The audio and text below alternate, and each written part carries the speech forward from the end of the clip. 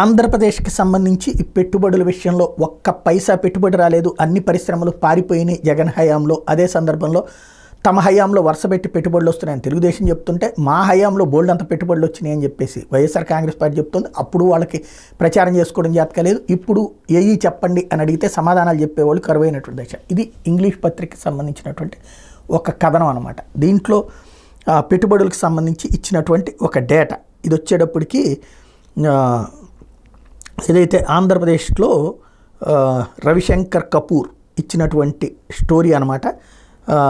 ఇది దీంట్లో పెట్టుబడులకు సంబంధించి ఇచ్చినటువంటి డేటా 2014-19లో 29 ప్రాజెక్టులు 2804 కోట్ల పెట్టుబడి, 2015లో 51 ప్రాజెక్టులు 4542 కోట్ల పెట్టుబడి, 2016లో 79 ప్రాజెక్టులు 11395 కోట్లు, 2017లో 62 ప్రాజెక్టులు 4509 కోట్లు, 2018లో 72 ప్రాజెక్టులు 9553 కోట్లు, టోటల్గా 32803 కోట్ల రూపాయల పెట్టుబడులు చంద్రబాబు గారి హయాంలో 14 నుంచి 19 మధ్యలో వచ్చినాయి, 18 దాకా. అదే సందర్భంలో 19లో 73 ప్రాజెక్టులు 34696 కోట్లు, 2020లో 42 ప్రాజెక్టులు 9840 కోట్లు, 21లో 47 ప్రాజెక్టులు 10350 కోట్లు, 22లో 46 ప్రాజెక్టులు 45217 కోట్లు, 23 జూన్ దాకా 26 ప్రాజెక్టులు 7135, టోటల్గా 1,103 కోట్ల రూపాయల పెట్టుబడులు. ఇది జూన్ దాకా అంటే అప్పట్లో జూన్కి ఇచ్చినటువంటి వార్త అయి ఉంటుంది.